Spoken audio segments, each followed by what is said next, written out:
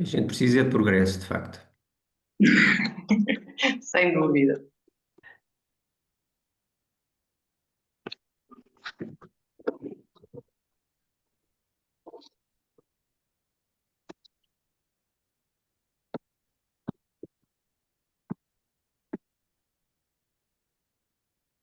São agora 9 horas.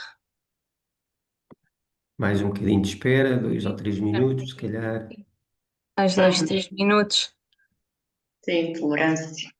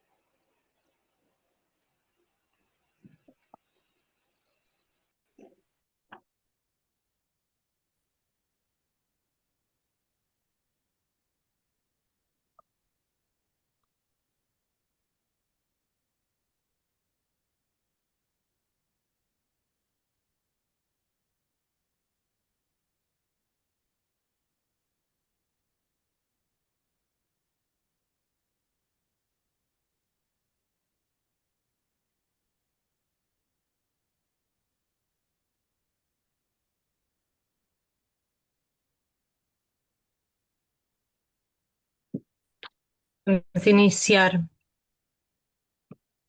Sim, senhora. O silêncio é incomodativo. É estranho.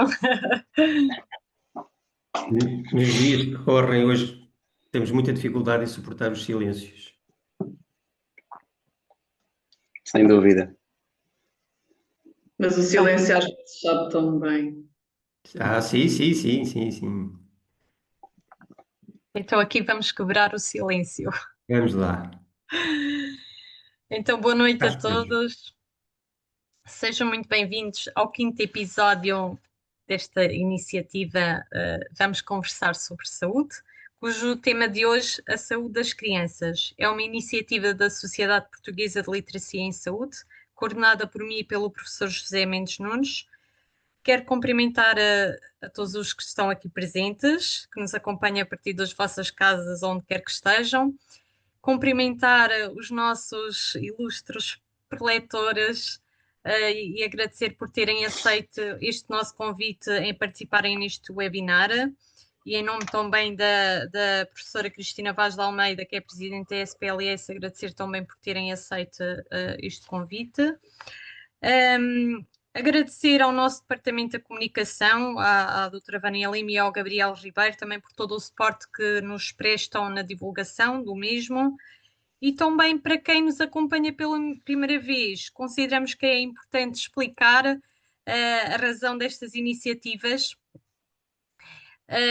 e quando é que decorrem. Portanto, decorrem uma vez por mês, sempre à quarta-feira de cada mês, durante o ano, com exceção do mês de agosto e o mês de dezembro.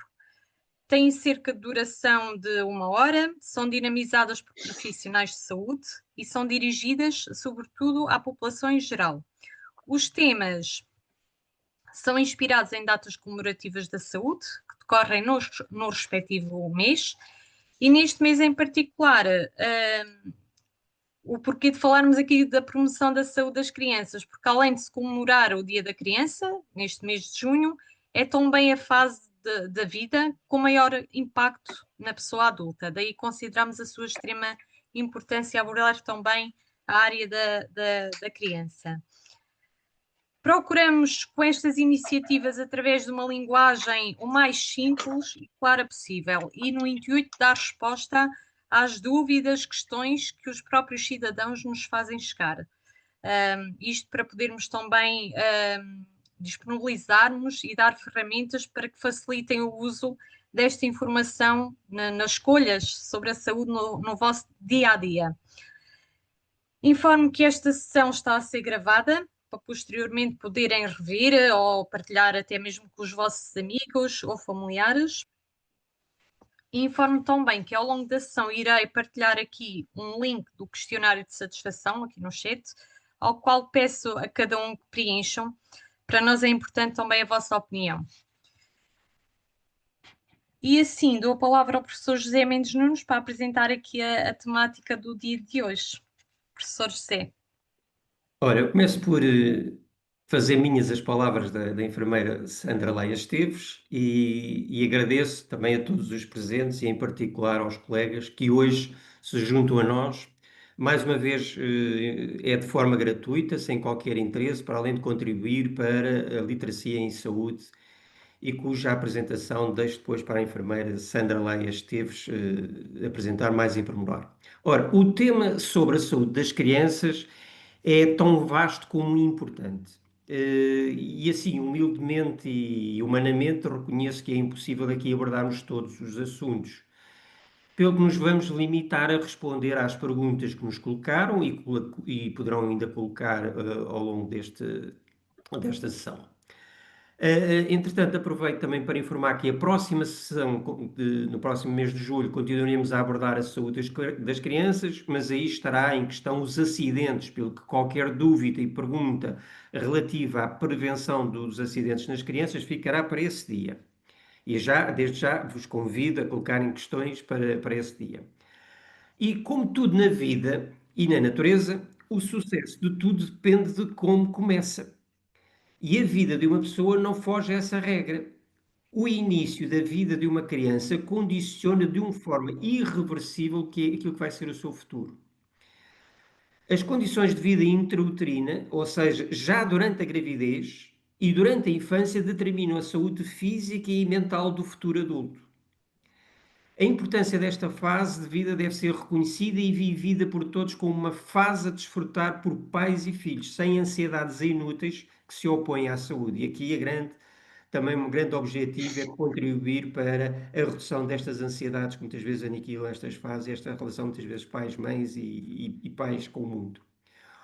E porque hoje em dia, com a pressão da sociedade, em particular da sociedade de consumo, instila-se nos pais tanta angústia e descrença nas suas qualidades parentais que os incapacita para desfrutarem destes momentos, para desfrutarem da infância dos seus filhos.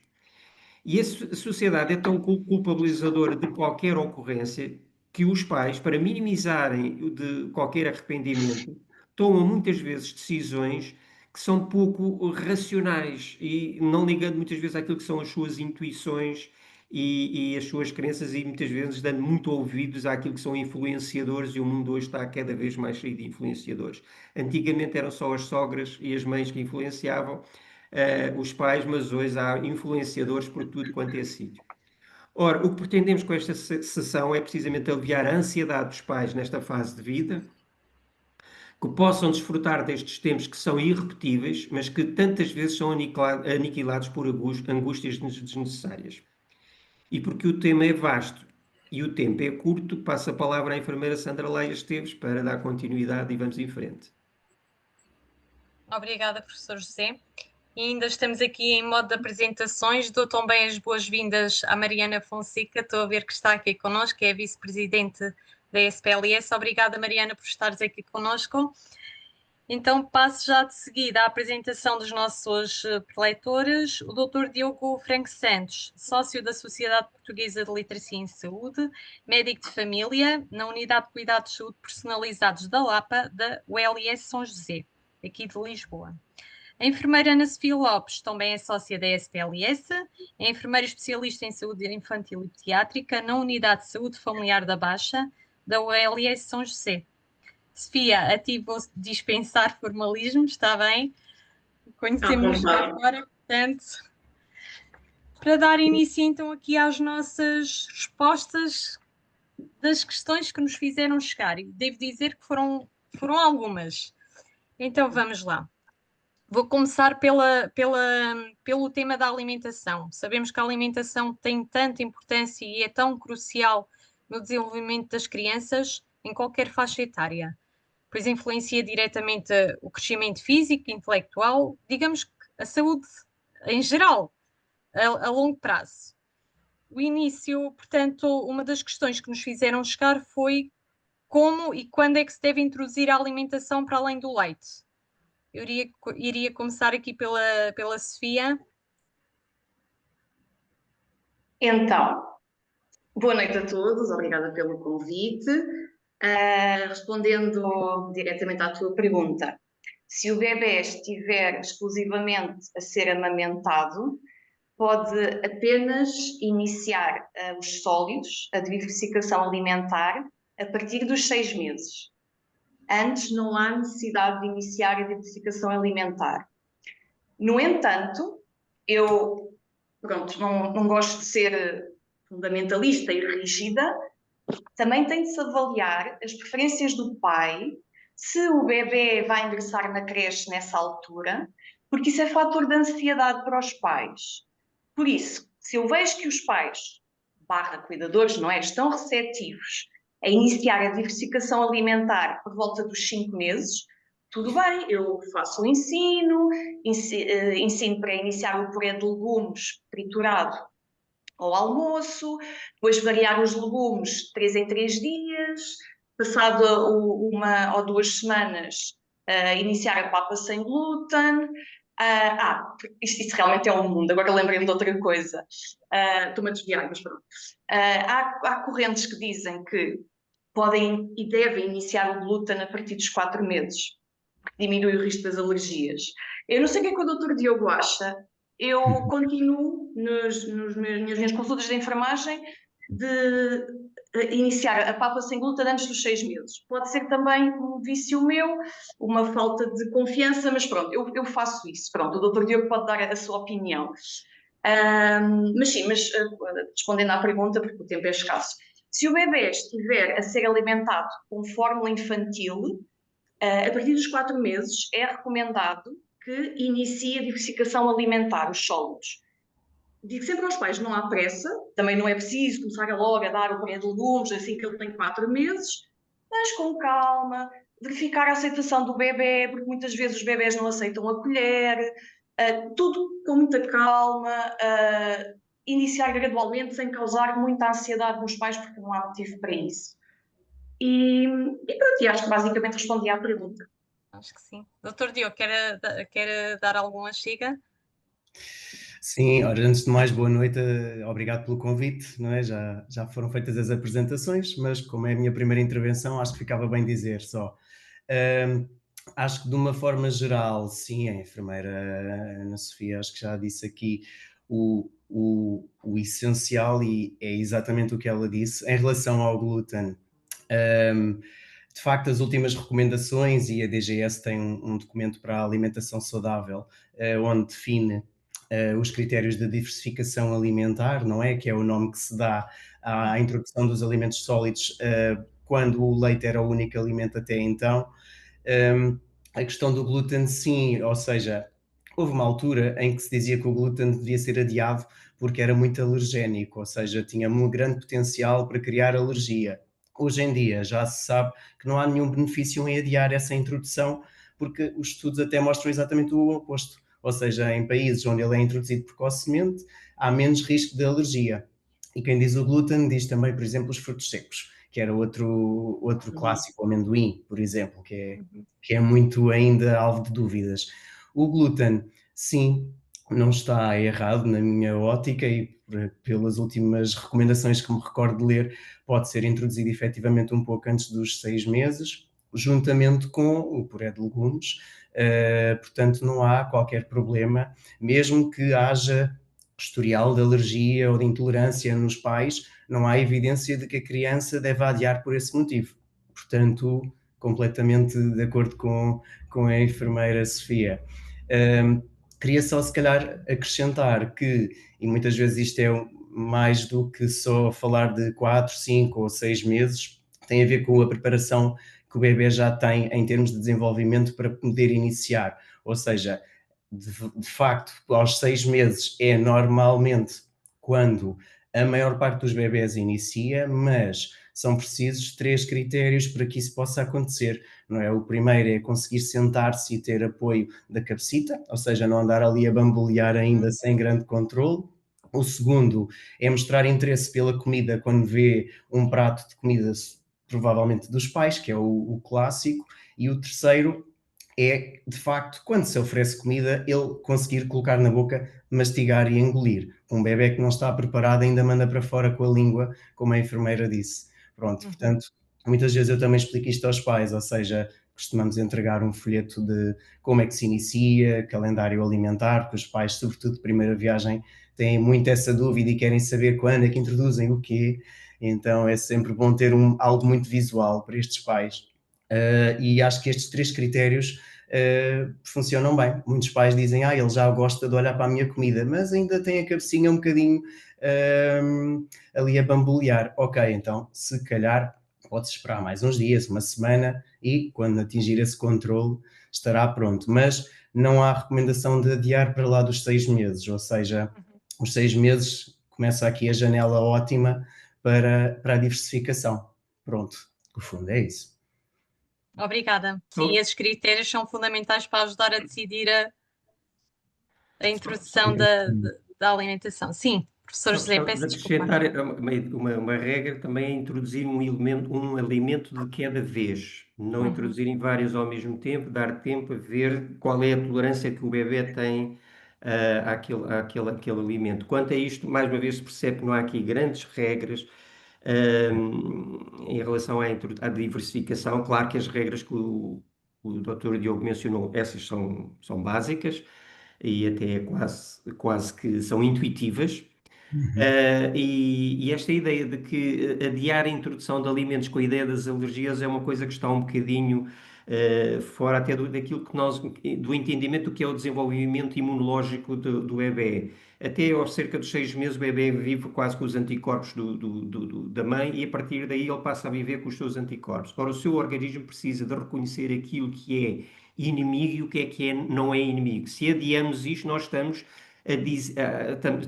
a pô-lo a ultrapassar uma idade em que ele quase chega mais à frente, vai entrar em contacto com substâncias que ele não teve antes e, portanto, vai reconhecer como sendo inimigo. Daí uma certa... É uma teoria, mas à luz do que é o nosso conhecimento do sistema imunológico faz todo o sentido. Esta ideia de não adiar, não introduzir, a não ser para aí talvez os óvulos, mesmo assim é muito discutível. Exatamente, sim. Obrigada. A carne geralmente introduz após os 6 meses. Sim. Não sei se concordam comigo, não é? Sim, normalmente mas sim. sim. E também difere o tipo de carne, também há carne específica, não é? O frango. Exatamente, iniciar Ela- sempre com carnes brancas, frango, peru. Que, aliás, Sim. é ser aqui os adultos também deviam preferir. Pois, sem dúvida. E mesmo em Obrigada relação... pelos dicas.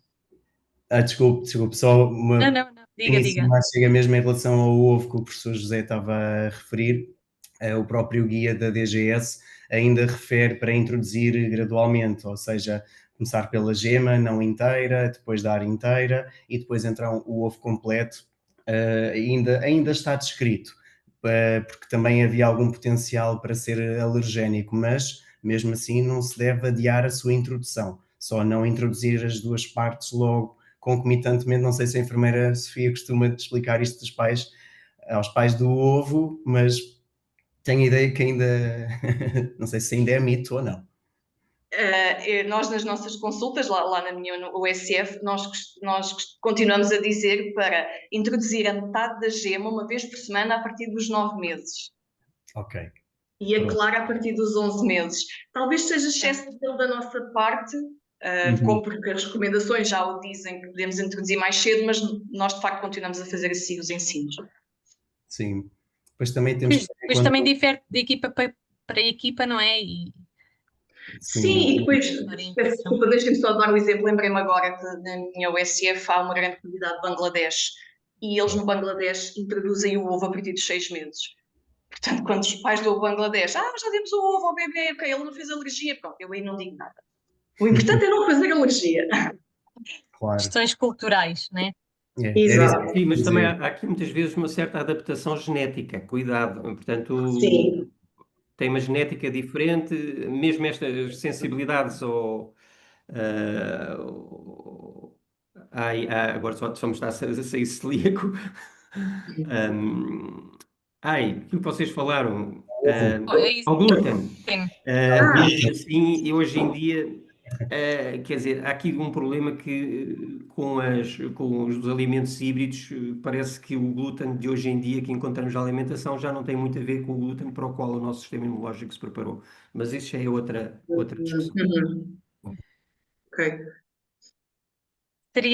Há aqui pano para mangas para falar acerca da alimentação, mas ainda não fugindo da alimentação e sabendo que atualmente e que os hábitos alimentares não são os mais favoráveis que se pretendem, e os estudos espelham isso, indicam que em Portugal cerca de 37% das crianças dos 5 aos 9 anos têm excesso de peso, com 15% em situação de obesidade. Isto é grave.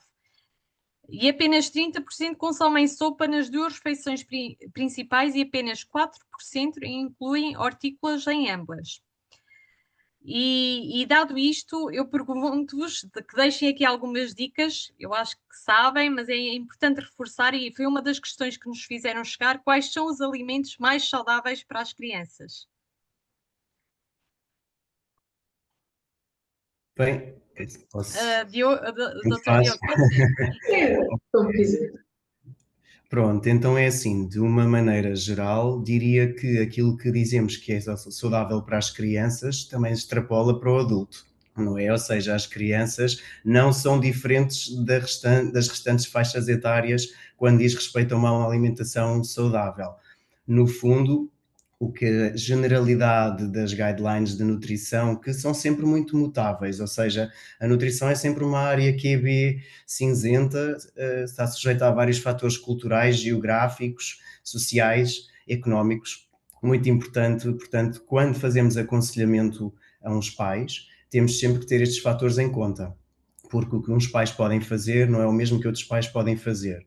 Se estivermos a falar de uma maneira genérica, e se tivermos em conta o chamado prato saudável, que é uma reconstituição que a Universidade de Harvard fez para, em termos de proporções, também falando não só dos tipos de alimentos, em teoria um prato deve conter, se dividirmos a meio, deve conter metade de hortícolas ou legumes e, portanto, tudo o que seja verde, laranja, cenoura, abóbora, pronto.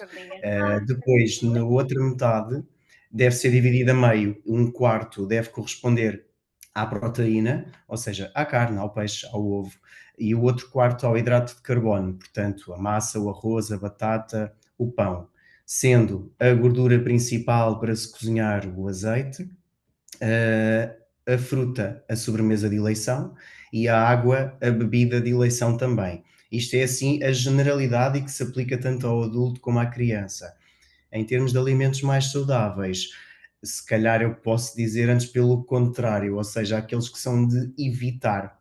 Ou seja, numa forma geral, por serem mais calóricos e terem maior peso, passo pleonasmo, na criação de situações de excesso de peso ou de obesidade, temos as carnes vermelhas, não é? A vaca e o porco são mais gordurosas, são mais calóricas, os fritos, os enchidos, os alimentos processados e enlatados, ou seja, por exemplo, os hambúrgueres, as batatas fritas, a chamada fast food, e os doces. Claro que lá está, numa festa, numa ocasião especial, também não vamos dizer para que uma criança não pode comer, isto depois depende muito das regras parentais, mas na generalidade dos dias serão estes os alimentos a evitar, portanto os mais saudáveis são todos no fundo os que não caem aqui dentro, e depois sempre com peso, conta e medida, não é? O segredo está na variedade de alimentos oferecida, no oferecer vários tipos diferentes de cada grupo alimentar,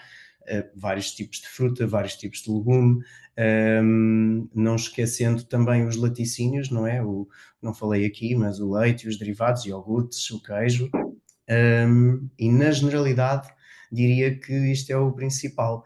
Se falarmos de excesso de peso e obesidade, não esquecer também a parte da alimentação, a atividade física, que também existe uma elevada taxa de sedentarismo, não só no nosso país, mas de uma forma global, infelizmente, e que também contribui para o gasto calórico e para o controle do peso.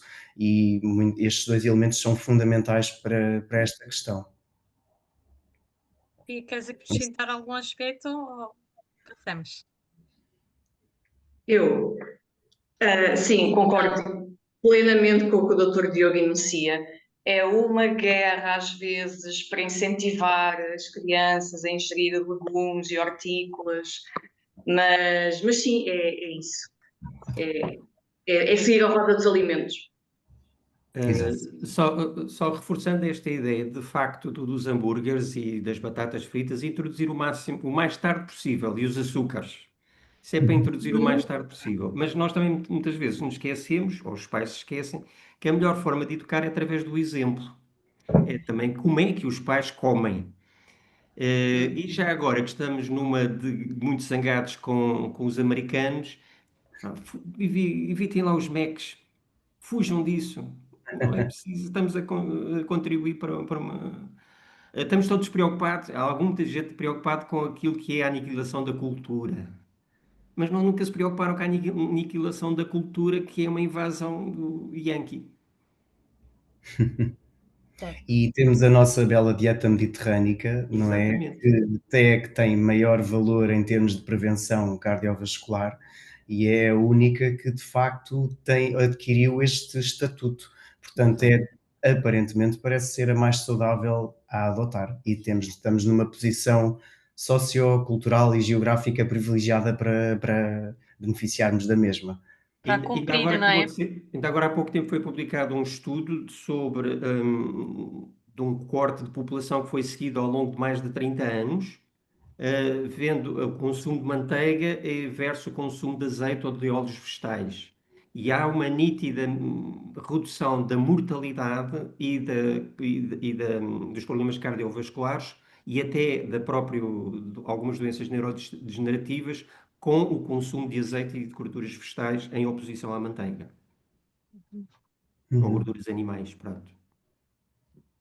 Sim. O importante é cumprir e respeitar e que temos vindo a falar nos vários webinars que temos vindo a fazer aqui da importância de cumprir a dieta mediterrânica. Sim.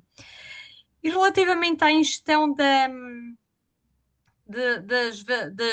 vitaminas da farmácia, chegaram-nos mesmo a colocar essa questão, se pode ser importante para colmatar as carências nutricionais específicas. Digamos, qual a importância de dar vitaminas às crianças, Dr. Diogo? Qual é que é a sua opinião acerca disto? Então, também é uma dúvida QB frequente. Muitas vezes, o exemplo que eu vejo mais em crianças pequenas é na fase entre o ano e os 2 anos, mais ou menos, em que tem a chamada anorexia fisiológica, que é um processo normal do desenvolvimento, em que os pais referem sempre que a criança não come nada bem, que faz birras, que vira a cara, tudo é mais interessante do que a comida, e vem logo a pergunta: eu acho que não está a aumentar de peso, está magro, que vitaminas é que eu posso dar, doutor? E então lá vamos nós aqui desconstruir esta ideia. Isto é só um exemplo, porque aplica-se quase transversalmente a quase todas as faixas etárias. Claro que há exceções, mas falando do que é frequente e assumindo uma criança com um desenvolvimento saudável, não há qualquer necessidade de dar vitaminas às crianças, porque, ponto número 1, se a alimentação for equilibrada, elas recebem dos alimentos que consomem todas as vitaminas que são essenciais para o seu correto e saudável desenvolvimento, não só cognitivo como físico. Ponto número 2, muitas das vitaminas ou dos suplementos, o que quer que lhes chamemos, não estão aprovados em termos de segurança e eficácia pela autoridade competente, que é o Infarmed. E, portanto, podemos estar, não digo a fazer mais mal do que bem, mas podemos a não estar a adiantar nada ao dar estes suplementos. E ponto número 3, que eu acho que também é muito importante, o custo. Normalmente não são propriamente produtos baratos, implicam algum encargo financeiro, e acrescentaria ainda um outro ponto que é em termos de evidência científica, não estão validados em termos de estudos, pelo menos com grandes amostras populacionais, em como de facto funcionem. Agora, há algumas exceções, como eu estava a dizer. Temos, por exemplo, a suplementação universal das crianças até aos 12 meses, ou seja, desde os 15 dias de vida até aos 12 meses, com vitamina D diariamente, mas aí tem a ver com a prevenção do raquitismo, porque o osso encontra-se num estadio ainda de desenvolvimento, para o qual é muito importante haver uma boa fixação do cálcio do leite materno, pronto, e então a vitamina D participa aqui neste processo, e isso sim é uma recomendação formal das instituições científicas.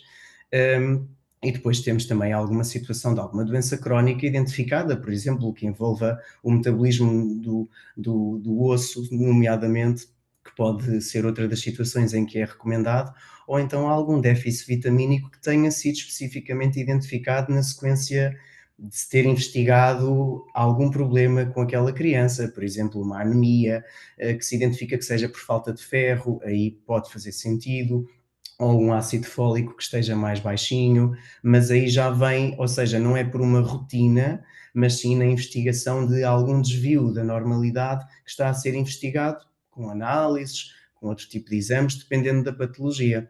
Depois temos também as doenças crónicas, que aí já acaba por ficar mais no âmbito da pediatria, não é? Porque é a nossa função referenciar, se identificarmos também algum desses desvios, e aí acaba por ser o pediatra a iniciar a suplementação e a definir o tempo, ou seja, o período que a criança necessita. Mas, regra geral, criança saudável, sem doença crónica e que não esteja neste período de até aos 12 meses para a vitamina D, não necessita, até prova em contrário, a menos que seja Claro. encontrada alguma alteração. Obrigada. E já agora uma alimentação deficiente na infância pode causar diabetes? Essa diabetes a que se designa de tipo 5 ou desconhecida por muitas pessoas ainda, e até Sim, por profissionais de saúde, eu diria. é verdade, é verdade. Sim, parece que sim, esta entidade, apesar de já ser descrita e conhecida há algum tempo, só este ano é que ganhou esta designação de diabetes tipo 5. No fundo, o que acontece, e isto acontece sobretudo nos países em desenvolvimento, na Ásia e em África, o que acontece é que, por consequência de uma desnutrição crónica nas crianças e adolescentes, o pâncreas, que é o órgão que produz a insulina, que depois ajuda a regular os níveis de açúcar, começa a não funcionar bem por causa da criança ser cronicamente desnutrida. E por isso o que acontece é que os níveis de insulina ficam muito abaixo daquilo que é necessário e, portanto, o açúcar no sangue sobe bastante. E esta é uma diabetes que é causada, portanto, por desnutrição. Vê-se sobretudo neste tipo de países em que as crianças muitas vezes têm um baixo índice de massa corporal, são magras, algumas podem ter alguns atrasos até do desenvolvimento cognitivo, e em termos de tratamento acaba por, cada caso é um caso, mas pode ser feito com medicamentos ou com insulina mesmo, consoante depois também as possibilidades económicas que já não são muito abundantes normalmente nestes contextos, mas sim, no fundo uma alimentação deficiente é a causa desta situação e parece que sim, chama-se agora diabetes tipo 5, acho que desde abril, se não me engano, do que eu estive a ver. Obrigada pela explicação. Sandra, E posso sim, só aqui claro, acrescentar claro, a claro. primeira coisa, em relação às vitaminas, é só salientar: as vitaminas são precisas em quantidades infinitamente pequenas, para ninguém pensar que é preciso grandes quantidades e não são dose dependentes. Aquilo que o Diogo disse muito bem, mas já agora eu contrario o Diogo numa coisa: é que a criança precisa de muita vitamina A. A de amor e afeto. Ah, E também alguma dose de vitamina N. N de não. É preciso, às vezes, dizer não. E de noção também, não é? Por parte dos Sim, pais. sim, sim. E agora, em relação aqui à diabetes, agora, como se falou da diabetes 5, deixem só aqui dizer: a diabetes tipo 1 é aquela que é relacionada, geralmente, que a gente vê com as crianças, que é a destruição das células produtoras de insulina pelo sistema imunológico. E, portanto, deixa de haver produção total de insulina e, portanto, essa diabetes é sempre a tratar com insulina. Depois há a diabetes tipo 2, que é a própria dos adultos, que é quando a própria célula reduz a capacidade de produção ou então há mesmo resistência à insulina. De uma forma simples. A diabetes de tipo 3 é aquela que é iatrogénica, é provocada por medicamentos. Uhum. E finalmente, agora, com esta nomenclatura, a diabetes tipo 4 é aquela que surge durante a gravidez. E finalmente surge aqui a diabetes tipo 5, que eu só aproveito isto para chamar aqui a atenção de uma coisa, que é a diabetes tipo 5 surge porque um órgão não é estimulado. Quer dizer, a criança não tem alimentos para estimular o desenvolvimento das células que devem produzir insulina. E isto é uma lógica que se aplica a tudo o que é na medicina, o que é na criança, particularmente, por exemplo, ao nível do sistema nervoso central. Uhum. Se não houver um estímulo desde o início, não há um desenvolvimento neurológico, e é atrofiado. Por isso a importância da interação desde o início. O desenvolvimento do cérebro esquerdo, para controle das emoções, e isso tudo é fundamental, este estímulo. E aqui um exemplo de que é que isto é. A natureza é muito repetitiva e aqui tem a ver com isto. Não há estímulo, aquilo não se desenvolve. É como se também o ferro que não se usa enferruja. É só para chamar isto a atenção. Mas como disse o Diogo, e muito bem, isto não é uma coisa que seja própria da Europa. Agora, muito provavelmente, em faixa de Gaza e noutros sítios assim. Uhum. São precisos mesmo deficiências muito graves para isso acontecer. Obrigada. Relativamente ao desenvolvimento da criança, quais são os marcos mais importantes? São todos, mas os que consideram importantes no desenvolvimento da criança. Sofia, começava por ti. pronto, eu vou tentar resumir porque é muita informação. No primeiro mês, acho que por volta das 6 semanas, o bebê sorri, começa a sorrir e a fixar a face de quem está a alimentar. Depois, não sei se abordo os 3 meses, mas depois isto fica muito exaustivo. Não, mas de Ah, forma resumida, aos principais podes passar, Sinais de sim. alerta, no fundo. Aos sinais de alerta que a pessoa realmente esteja atenta e que estejam associados ao atraso do desenvolvimento. Vamos pegar então, por aí. certo, então no primeiro mês, se não tenta controlar a cabeça e se tem os membros muito rígidos e se não segue a face humana, é de suspeitar que há algo que se passa e a criança deve ser referenciada para a consulta de pediatria ou desenvolvimento do hospital.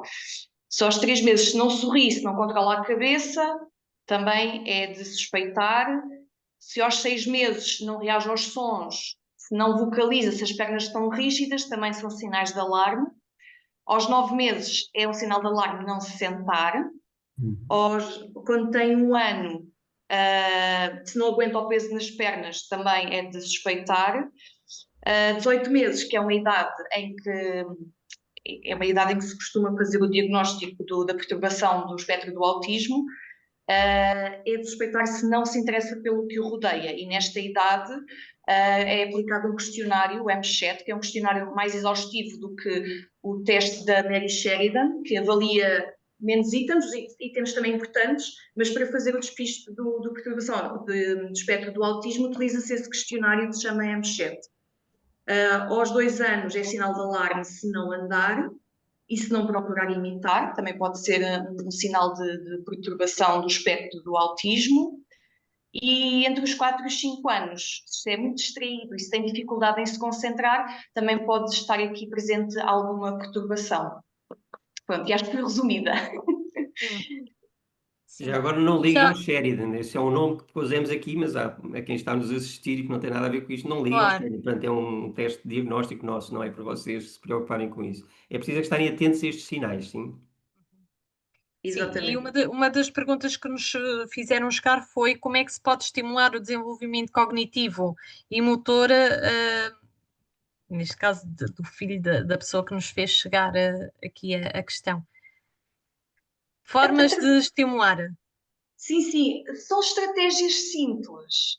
No fundo, não é nada de muito complicado. É preciso, é como Por estava a dizer exemplo, o professor José Mendes Nunes, é importante as vitaminas A de atenção, de não, da N, não, disciplina, mas pronto, falando agora mais especificamente, dar massagem ao bebê do mês, dar colo, cantar baixinho, não haver muitas visitas, evitar ambientes hiperestimulantes, com pessoas a falar muito alto. Aos 3 meses, ir mobilizando o bebê, fazendo ginástica com ele, como eu costumo dizer às minhas utentes, dançar com o bebê ao colo, uma dança suave. Aos 6 meses, colocar num tapete ou numa mantinha no chão, para ele se ir deslocando. Aos 9 meses, brincar ao esconde, dar um papel para amassar. O que também se pode fazer, não é preciso comprar rocas XPTO nas lojas de brinquedos. Às vezes, uma garrafa de água vazia, com uns feijões lá dentro, dá uma bela maraca, pode-se pintar de cores. Isso é um excelente brinquedo para estimular o desenvolvimento psicomotor.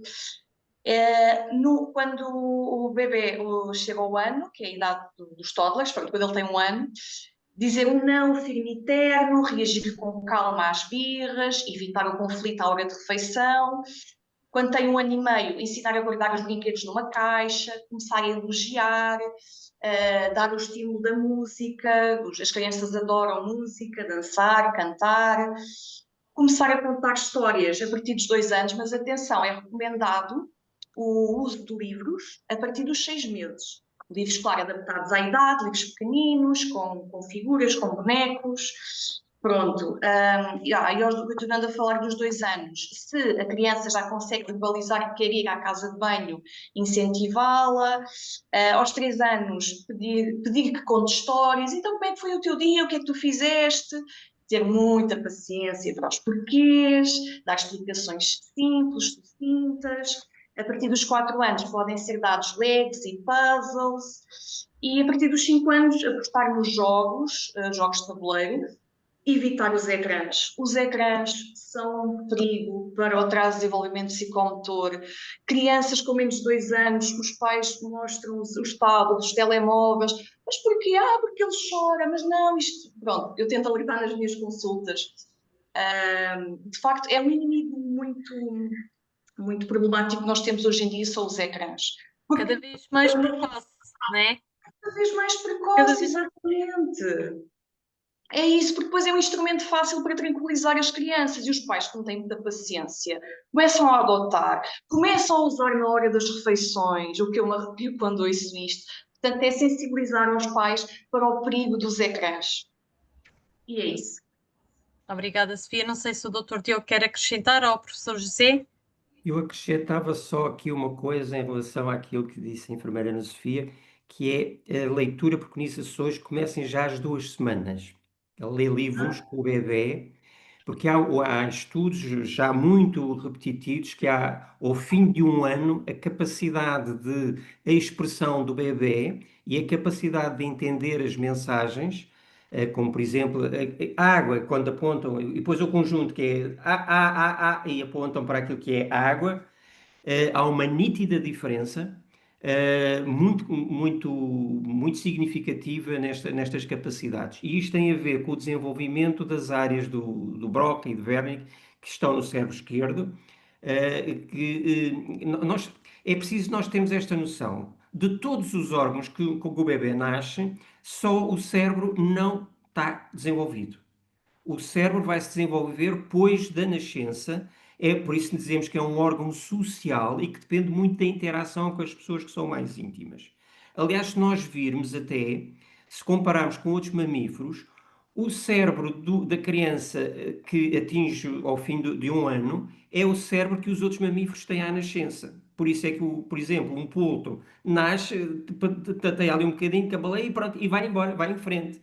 O bebê não, vai precisar pelo menos de um ano para começar a ir em frente.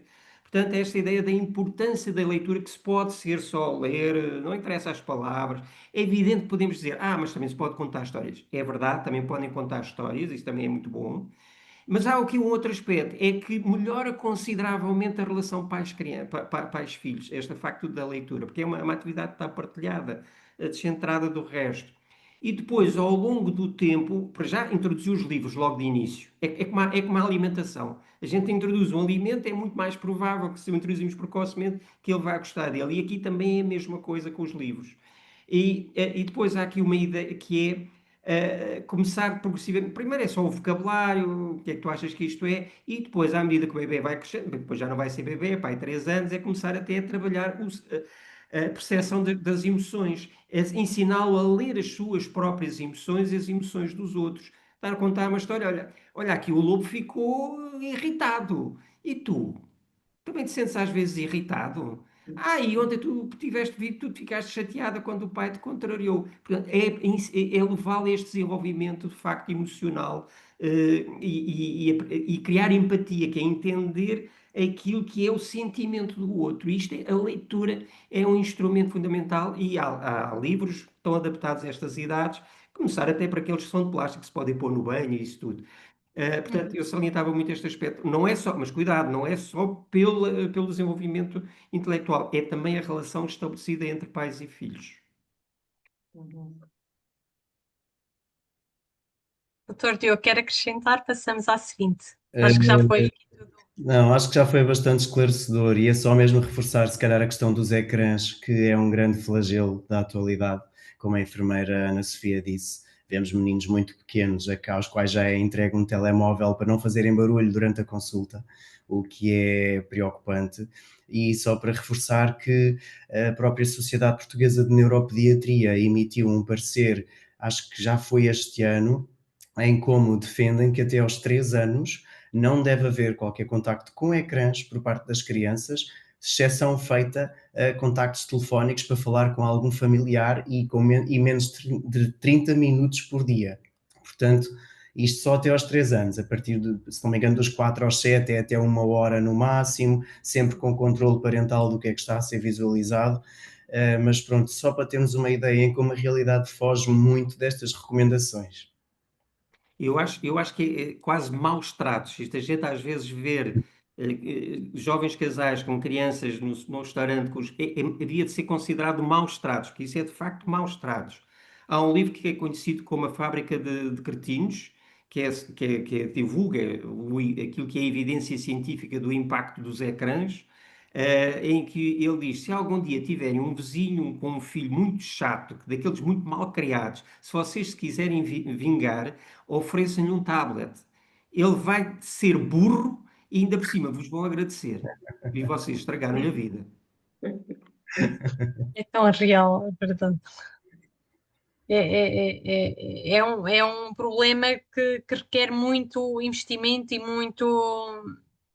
Há aqui muito trabalho pela frente, Sim, mas é principalmente criminoso. Eu acho que é pela parte criminoso aquilo que parental. estamos a assistir. É criminoso. Sim. Portanto, mas quem quiser e ter interessado, é a fábrica de fazer cretinos. Está nas livrarias, facilmente. Outro assunto importante, outro assunto importante é relativamente à vacinação. Sabemos que existem tantas vacinas propostas para as crianças. Quais é que são as que realmente se devem fazer? E como abordar os pais negacionistas nesta questão? Eu começaria por ti, Sofia, assim tentar de forma sucinta, apesar de ser complexo. Realizar todas as vacinas preconizadas no Plano Nacional de Vacinação. Se o bebê for cedo para a creche, poderá fazer a vacina da rotavírus, aos 2 e aos 4 meses, ou aos 2, aos 4 e aos 6 meses. Sim, nós costumamos fazer essa recomendação aos pais. Atualmente, desde abril que está no plano a vacina contra a meningite A CWY, é uma dose única aos 12 meses. Há pediatras que prescrevem aos 3 e aos 5, se o bebê vai ser para a creche, eventualmente essa. Mas sim, como abordar os pais negacionistas? Outro desafio. Informar sobre os riscos que estão a fazer a sua criança correr, mas infelizmente, e eu tenho na minha unidade pais negacionistas, é uma barreira muito difícil de transpor, porque eles têm umas crenças tão determinadas, tão não pensam da mesma forma do que nós, sabem? O doutor Diogo também pode falar da sua experiência. Portanto, eu sinto que estou a informar sobre os riscos, mas eles não estão nem aí, porque eles têm outra forma completamente diferente de pensar. Pronto, não há muito mais a fazer, pronto. Não sei se o doutor Diogo quer acrescentar a sua experiência nesta área. Sim, os pais negacionistas são sempre algo, ou seja, é algo que mexe muito connosco enquanto profissionais de saúde, por causa da formação que temos e daquilo que sabemos que são os benefícios já conhecidos de longuíssima data das vacinas. E então é um choque de, não diria de conhecimentos, pronto, ou seja, diria que se calhar é um choque de ideias muito grande. Como abordar? Uhum. Em primeiro lugar, acho que é importante perceber o que é que os pais sabem sobre as vacinas, em primeiro lugar. Perceber o porquê o que é que os preocupa em relação a administrar tantas vacinas, como eles normalmente dizem. O bebê é tão pequeno, é tanta vacina, se calhar não faz bem, ou então, e partindo também para uma associação que ainda é feita hoje em dia com o autismo, por exemplo, que vem de um estudo que já é dos anos 90 e que caiu completamente por terra.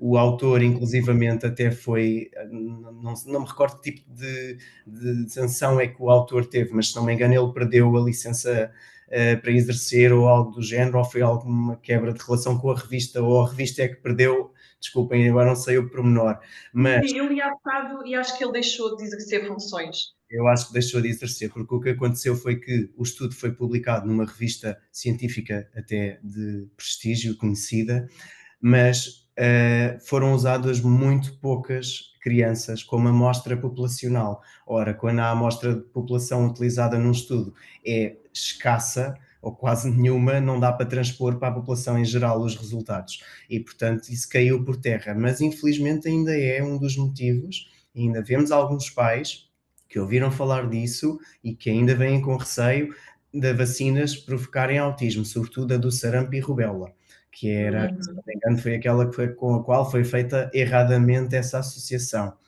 Mas, no fundo, perceber preocupações, perceber o que é que os pais sabem, explicar, acho que pode ser importante perder um bocadinho mais de tempo com estes pais, marcar uma consulta extra para além daquela da criança, só para abordar que vacinas são Diogo, feitas. Diogo, desculpa, estamos a falar para o público, não é para colegas. Sim, sim, sim, sim, Está ok. bem, está bem. Também é verdade, já estou aqui a pensar muito na minha prática. Bem, abordar os pais negacionistas, eu diria que, começando pelo igual, acho que não muda. Hum, Perceber o que é que eles acham, pronto, porque é que eles são contra, se já tiveram alguma situação que se tenha servido de exemplo, ou onde é que eles leram a informação. Hum, e pronto, se for um profissional de saúde, tentar desconstruir aqui algumas crenças, mas em último caso, ou seja, os pais, é uma decisão deles, ou seja, não são obrigados, não é? Mas devem ser esclarecidos acerca desta situação. É muito fácil entrar em confronto ou querer entrar em confronto de ideias, mas acho que temos, pronto, por muito que nos custe, ter alguma abertura de mente para perceber com o que é que eles pensam e também, eventualmente, mostrar também, se calhar, alguns dados que já sejam conhecidos de consequências da não vacinação, falar da imunidade de grupo, não é? Em como uma criança ou duas que não seja vacinada pode colocar em risco outras crianças ou outra a população à volta. Tentar perceber um bocadinho estas crenças, mas não é fácil, eu acho. de todo. Eu só acrescentava aqui uma coisa, por trás disto, de facto, foi o Andrew Wakefield, que é um autor inglês, e que o próprio reconheceu que tinha feito asneira. E por isso é que foi o próprio que chegou a reconhecer que tinha feito asneira. Mas, de facto, é mais uma vez esta coisa que é uma propriedade da comunicação, que a comunicação é irreversível. Uma coisa uma vez dita nunca mais pode deixar de existir. E isto é uma coisa terrível.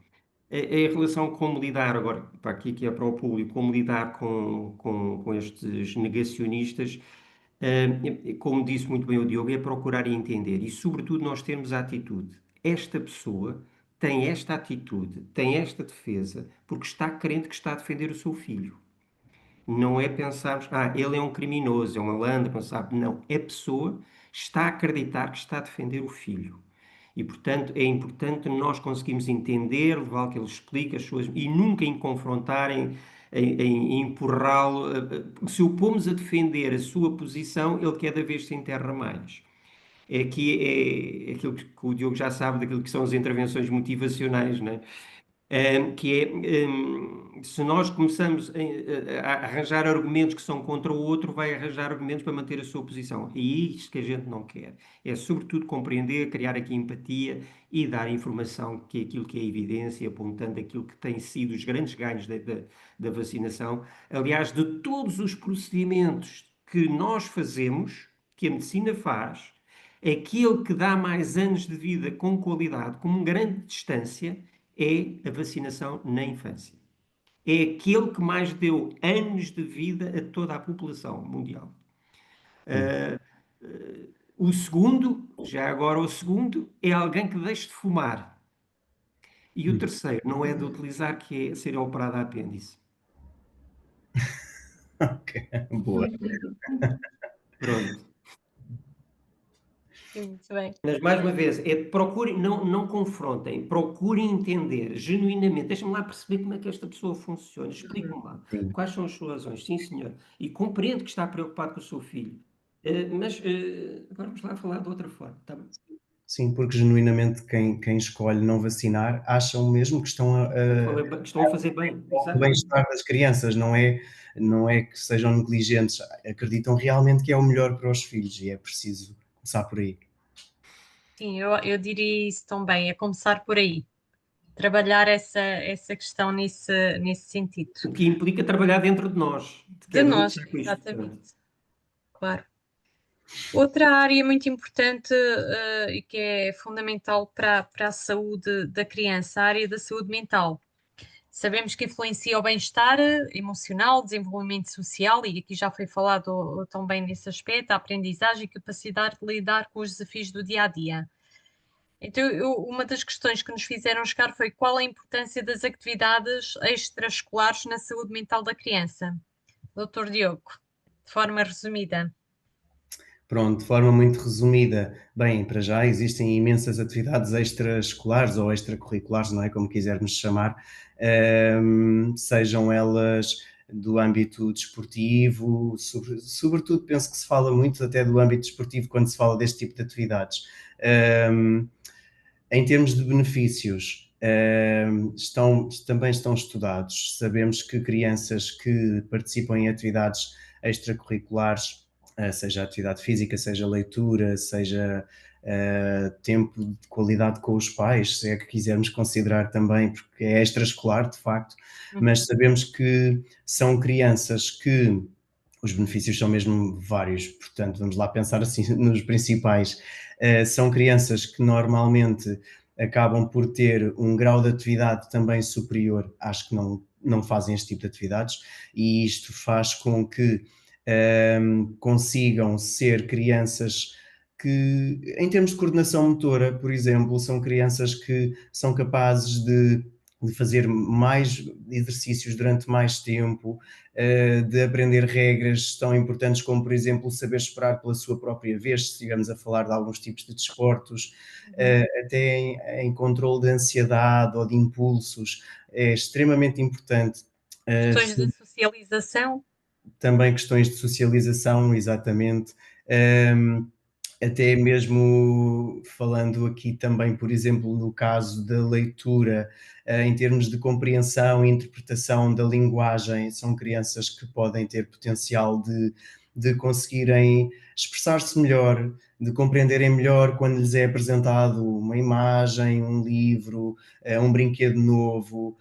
São crianças que acabam por muitas vezes também trabalhar a sua autonomia, ou seja, quando não é serem autossuficientes, não é, sem os pais, mas são desenrascadas, não é? Digamos assim em bom português. E enfermeira, ajude-me aí, o que é que eu me estou a esquecer? Há Não, eu muita penso que tocou todo, o reforçar a autoestima, não é? Acabam também por autoestima reforçar. também, Eu exatamente. só adiantaria aqui de forma equilibrada, porque hoje em dia as crianças, não é, têm uma quantidade excessiva, se não for devidamente eh, equilibrada, que isso também torna excessivo e pode comprometer aqui, de certa forma, a saúde. Sim, era o que eu queria acrescentar, sim. Porque as crianças já passam tanto tempo fora de casa, os pais estão a trabalhar, que muitas vezes não é produtivo estarem em N atividades extracurriculares, porque é muito importante a criança ter tempo para brincar, mesmo brincar sozinha, brincar com brinquedos, não agarrada a tablets, não é? Claro. Mas sim, ter esse equilíbrio, é isso mesmo. Sim, senhora, é esta ideia do equilíbrio e, sobretudo, outra coisa, é procurar o que a criança gosta de fazer, que não seja uma coisa que seja imposta pelos pais. Outra vantagem que têm as atividades extracurriculares é que os afasta dos ecrãs. Voltamos ao É princípio. verdade. Exatamente. Também lembrei-me de outra, entretanto, que é muitas vezes até ajuda na regulação das horas de sono, ou seja, dormem melhor à noite, com consequentes melhores resultados. Por exemplo, se estivermos a falar de uma criança em idade escolar, melhora por muitas vezes a concentração, o rendimento escolar, a participação nas aulas. Pronto, lembrei-me agora de acrescentar também.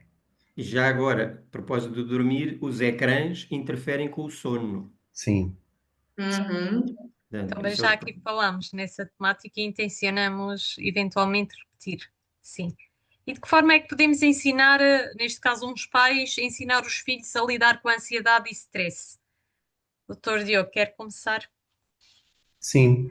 Ora, ansiedade e stress, isto é algo que é quase que podemos ir ao período embrionário, porque o bebê também bebe muito do bem-estar materno, não é? Mas se calhar avançando um bocadinho, não é? A partir daí, na verdade, desde que o bebê nasce, está sujeito a estímulos que o estressam, não é? A partir do momento em que vem cá para fora, para o mundo, um mundo que ele não conhece e que deixa de estar confortavelmente na barriga da mãe, existem logo vários fatores de stress, não é? E a primeira forma, ou diria, um, o primeiro contacto que os pais têm com o stress do bebê é com o choro, não é? O choro pode ser por várias razões. Sabemos que pais que lidam com a criança que chora de uma maneira tranquila, que falam com calma, que proporcionam um ambiente calmo em seu redor, contribui para que a criança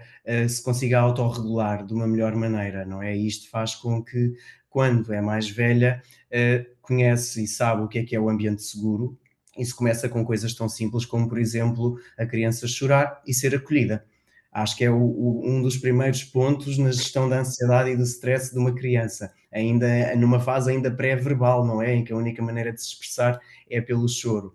Um, em crianças mais velhas, pode ser muito importante perceber, quando a criança já consegue falar, tentar perceber em que contexto é que ela parece ficar mais ansiosa?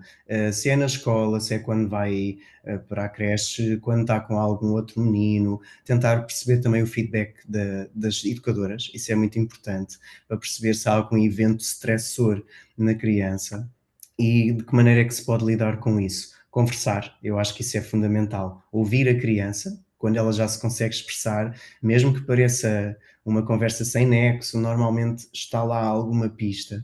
E Explicar, demonstrar essa disponibilidade. Peço desculpa interromper, não é? Demonstrar a disponibilidade à criança. Estamos ali para ouvir. exatamente, Pais, a exatamente, disponibilidade por parte dos pais. claro, e mostrar que estamos a perceber que ela, não, que ela está a sentir isso mesmo, ou seja, Então, hoje vejo que estás triste, queres contar-me o que aconteceu, a mãe está aqui, o pai está aqui para te ouvir, podes sempre contar, podes sempre falar, e eu acho que um ambiente que seja criado nestes termos de abertura, de diálogo, de ambiente seguro, ajuda depois, por exemplo, também numa fase relativamente, não gosto de chamar crítica, mas numa fase-chave que é a adolescência, onde as emoções estão ao rubro, as hormonas estão ao rubro, tudo, há uma grande necessidade de o jovem tentar pertencer a grupos, a agradar, a comparar-se, a olhar-se ao espelho, e nesta fase uma base sólida de abertura de diálogo, confiança e transparência com os pais, cuidadores, é fundamental chegando a esta fase. Daí que eu acho que começa tão cedo quanto o acolher o choro do bebê e estar disponível. E é aí sim mostrar que se está disponível para falar sobre isso. No fundo é saber ler os sinais, porque a criança pode dar sempre alguns sinais disso. Uma criança, por exemplo, que chora antes de ir para a escola, que tem dor de barriga antes de ir para a escola, uma criança que vem da escola mais triste, ou que não quer falar do que como é que foi o seu dia, podem ser pequenas pistas em como algo que se pode estar a passar e daí ter uma janela de abertura para abordar estas questões, por exemplo. Obrigada. Sim, é isso mesmo.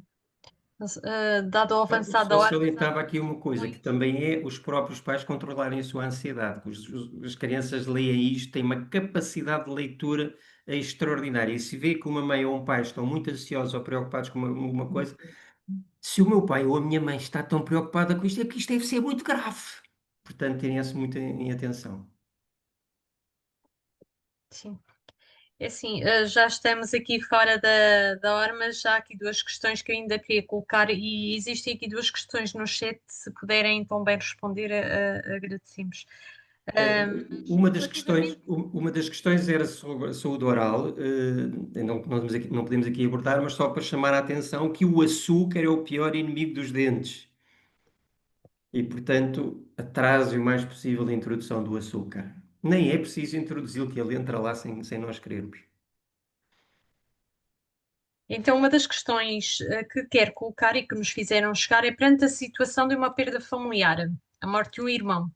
Qual o impacto da saúde mental da criança e familiares? Quais os sinais de alerta a que dar atenção para que se evite uma eventual depressão na criança? Doutor Diogo, quer começar a. Sim, sim, claro. Estava aqui a responder no chat, por acaso, à Cláudia, mas já aqui volto. Pronto, em relação à questão da perda familiar, obviamente que é sempre uma situação que traz uma grande carga psicológica para qualquer família e uma criança, consoante a idade, também vive esta situação de uma maneira diferente. Muitas vezes não sabem ainda muito bem expressar o que sentem quando são muito pequeninas. Aí, neste caso, o papel dos pais é fundamental e muitas vezes pode ser utilizado, podem ser utilizadas estratégias mais criativas para explicar o que aconteceu por parte dos pais, de maneira, ou seja, a dar uma explicação mais ou menos realista, mas a não catastrofizar, não é? E aqui é um grande desafio. Obviamente que o impacto na saúde mental deve sempre ser considerado, deve-se uma vez mais perceber o que é que a criança sente, o que é que esta situação a fez sentir, ou seja, a ausência de uma pessoa, a perda, porque a criança também absorve muito dos outros familiares esse sentimento, não é? Há estudos até que indicam que crianças que se sentem, que se crescem num ambiente seguro, interagem com o meio de maneira diferente de crianças que crescem num ambiente onde não se sentem seguras, onde há situações de violência, etc. Agora podíamos ir aqui alargar muito este tema, mas pode sempre ter impacto, sem dúvida. Acho que é muito importante, independentemente da idade, perceber como é que a criança se está a expressar nesse momento. Consoante seja fase já verbal ou não verbal, permitir que ela fale, dê a explicação dela, o que é que achas que aconteceu, como é que te sentes, o que é que isto te faz sentir, consoante a maturidade, pronto, também do jovem. Acho que é muito importante explicar e depois também consoante o grau de compreensão, entrar mais ou menos em detalhe e em explicação mais, digamos, realista, consoante essa fase do desenvolvimento. Mas claro que sim, pode ter sempre impacto, sem dúvida, de uma maneira ou de outra. Depende muito também de como o restante família reage, lá está, a questão do meio é fundamental. Os sinais de alerta para uma eventual depressão, mais ou menos na linha do que já foi aqui falado, na verdade, ou seja, uma criança que tem uma mudança de comportamento, que até certo ponto era uma criança aparentemente com um contacto normal, por exemplo, com um rendimento escolar satisfatório e que começa a dar resultados menos bons na escola, que começa a não querer ir para a escola ou que simula ou digamos que refere que sente algum sintoma para impedir de ir à escola, o clássico, por exemplo, é a dor de barriga ou a dor de cabeça, uma criança que tem uma grande ansiedade na sala de aula e aí as professoras também são muito importantes, professoras e educadoras, consoante a idade, na identificação destes sinais, ou até mesmo, por exemplo, uma criança que já tinha deixado de fazer xixi na cama e que, entretanto, voltou a fazer. Ou que também, falando do xixi, falando também, por exemplo, da questão de terem como que fosse incontinência fecal, é a mesma coisa, é sempre um sinal a que temos de estar muito alerta a partir dos 4 anos, sobretudo, dos 5 anos a questão da urina, não quer dizer que seja tudo necessariamente depressão, atenção, pode ser um acontecimento transitório, como por exemplo o nascimento do irmão, ou a mudança de casa, que pode gerar alguma ansiedade, mas no fundo os sinais são comuns. No adolescente vê-se muito, por exemplo, a oposição, a frustração, a raiva, a intolerância a ser contrariado, depende muito, mas o ponto-chave é, normalmente há uma alteração naquilo que é a interação normal da criança ou o estado mental, no fundo. Podemos começar por aí. Obrigada. Passando à última, e eu passo a citar, é outra situação que eu acho que requer aqui e podemos refletir em conjunto, que nos fizeram chegar em que há uma criança, minha vizinha, que calculo ter cerca de 8 anos, que parece estar a ser maltratada. Ouço frequentemente discussões entre os pais, o pai está muitas vezes alcoolizado e a criança parece-me triste e mal cuidada. Como posso ajudar sem entrar em conflito com os vizinhos que me inspiram medo? Sofia, queres? Bem, aparentemente poderá ser um caso de violência doméstica. E a violência doméstica é um crime público em Portugal. Eu penso que uma alternativa que existe é a pessoa fazer uma denúncia anónima à polícia. Acho que o pode fazer. Não sei o que é que vocês acham. Sim, eu diria, acrescentaria aqui, pronto, para além disso, se achamos que há uma criança no meio desta situação de eventual perigo, existe sempre a CPCJ, como acabaram de escrever aqui no chat por acaso, que é a Comissão de Proteção de Crianças e Jovens e que tem uma atuação regional, ou seja, consoante o centro de saúde, a área de residência da criança será uma subdivisão da CPCJ e cuja denúncia pode ser feita de forma anónima. Aliás, existe até na net um link para fazer denúncia, que eu, desculpem, eu tenho só que ver aqui como é que se chama, que eu não memorizei. Deixem-me só, eu trabalho também com equipas de saúde escolar e as Já unidades de cuidados na comunidade têm, faz parte da área de intervenção Núcleo de Apoio a Crianças e Jovens em Risco. E muitas destas situações podem ser sinalizadas ou pelas equipas de saúde, ou pelos cidadãos, ou pelas equipas das próprias escolas, podem fazer essa sinalização às equipas de saúde escolar que articulam com o Núcleo de Apoio a Crianças e Jovens em Risco. E, por vezes, é o Núcleo de Apoio em Crianças e Jovens em Risco, se assim o considerarem, se a situação o carecer dessa intervenção, que faz a ponte com a CPCJ, que é uma intervenção local.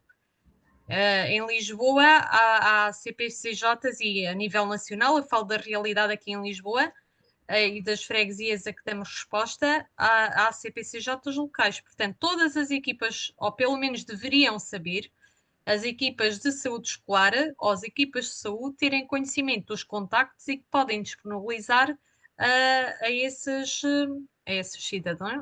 cidadãos nessas situações. Exatamente. Se estivermos a falar do âmbito fora das instituições de saúde ou de ensino, ou seja, uma denúncia que me parece aqui também que se calhar era essa questão desta pergunta, não é? Existe o tal site que pertence à Comissão Nacional de Promoção dos Direitos e Proteção das Crianças e Jovens, que se chama Como Comunicar uma Situação de Perigo. E está bastante bem explicado, tem um formulário próprio e a denúncia pode ser feita de forma anónima. Só para terem uma noção, normalmente o que acontece do nosso lado como profissionais de saúde é que acabamos por receber depois um pedido da CPCJ para elaborar um relatório acerca daquilo que nós conhecemos e com os parâmetros que são pedidos nessa aferição e que daí dá então andamento ao processo e que nos casos eventualmente graves ou que realmente a criança esteja em perigo de vida pode mesmo ser retirada de casa dos pais e institucionalizada de forma consoante os critérios, não é? Pode ser com contacto ou não com os pais e depois vai-se sempre reavaliando a longo prazo a integração. Muitas vezes tem como vista a reintegração no meio familiar, mas é avaliado depois caso a caso. As assistentes sociais também podem ajudar, que existem nas unidades de saúde também, que é muito importante. Aliás, as assistentes sociais fazem parte da equipa do Núcleo de Apoio a Crianças e Jovens em Risco, são constituídas, é uma equipa multidisciplinar. Tanto há assistente social, como a enfermagem, como a equipa de psicologia, são assim que as equipas devem ser formadas. É a realidade que eu conheço. Bem. Pronto, e dado ao avançado da hora... Ultrapassamos em muito. Diga? Hoje ultrapassamos muito. Hoje ultrapassámos muito, é verdade. Temos que fazer sessões, mais sessões aqui no âmbito da saúde da criança. E vamos fazer, como o professor José já mencionou, e posso já partilhar, no próximo dia 23 de julho vamos ter aqui um novo webinar acerca da prevenção de acidentes em crianças. Contamos com a vossa presença. Então iria só pedir a cada um de vocês, ao Dr. Diogo e à Sofia, que nos deixassem aqui um conselho, assim, num minutinho, para quem nos está a acompanhar e a ouvir. Que conselho é que deixam aqui no âmbito da promoção da saúde das crianças, já aqui foi dito maioritariamente, e sabemos que existe muita informação, por vezes é necessário, e é essa a nossa intenção aqui também, decifrar o mais simples possível e clarificar as dúvidas de quem nos acompanha. O importante é saber decifrá-la, não é? Interpretá-la e usá-la. É isso que pretendemos. Sim, claro que sim. Eu acho que, na verdade, já foi tudo dito, não é? E havia mais para dizer. Eu acho que há alguns pilares que são fundamentais, não é? Para se perceber, temos que pensar numa questão da alimentação, a interação social, o sono, a atividade física, até a próprio seguimento nas consultas de vigilância de saúde infantil do centro de saúde ou no pediatra, a vacinação. Todos estes fatores são fatores de promoção da saúde da criança, não é? Porque estamos a atuar naquilo que é primordial, ou seja, que são as necessidades básicas, o desenvolvimento cognitivo e físico, psicomotor, e também falar com os pais. Os pais e os cuidadores são os principais veículos do desenvolvimento, a par depois das creches e das escolas, claro, e os grupos de pares mais tarde, mas fundamental estes aspectos e no fundo, a vinculação pais-filhos, acho que está na base de, se não tudo, quase tudo. Sem dúvida. Sofia? É isso, pela experiência que eu vou tendo ao longo destes anos, eu acho que aconselhava os pais e os cuidadores a seguir a sua intuição. Os pais é que conhecem a criança, é tentar confiar nessa intuição, porque as crianças, para serem bem cuidadas, não precisam de muito, precisam só de, lá está, amor, disciplina, pronto, alguma disponibilidade também, é preciso tempo, é preciso dar atenção E se realmente estiverem reunidos todos estes fatores, estão reunidas as condições para que o crescimento das crianças seja saudável. É isso. E brincar muito, falta isso. Exato, brincar. É isso Já mesmo. agora os pais que brinquem também. Professor José, Então, só dando aqui ainda mais uma sequência, pronto, mas é já aqui para terminar, em relação a lidar o luto com as crianças, sobretudo é serem honestos e não procurarem esconder a morte da criança. Agora, não é preciso entrar em grandes explicações, é responder às suas dúvidas, aos seus medos e depois validar também a sua emoção da sua perda e, sobretudo, dar beijos, abraços e tentar perceber. E quando eu digo que é para não explicarem muito, é que quando nós perguntamos a alguém como é que se acende a luz, ninguém se põe a dizer, isso é uma corrente de eletrões que passa através da lâmpada e depois a resistência vai fazer uma incandescência que, por sua vez, emite um sinal. Não, a gente diz simplesmente, carrega no interruptor, acabou. Mas às vezes as pessoas põem-se sempre com esta ideia de que é preciso explicar. Não, respondem tu curro e não é preciso grandes coisas. É preciso lá estar presente e isso é que é muito, muito importante. Outra coisa que é importante é também depois nessas alturas do luto manterem as rotinas. Também.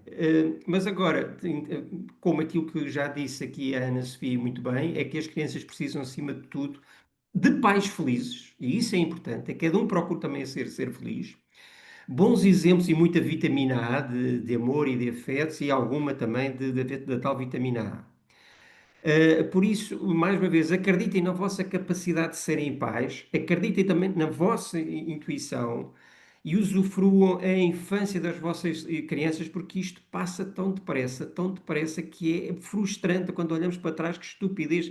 A gente perdeu aqueles tempos tão bonitos com tantas ansiedades desnecessariamente. Portanto, é quase relaxem e gozem estes momentos.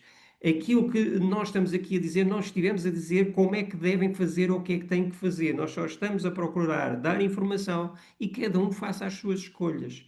Mas acreditem, e não vão muito por influenciadores ou influencers, que é uma coisa terrível. Deixem lá os influencers influenciar-se a eles próprios, mas que não influenciem e não estraguem as vossas vidas.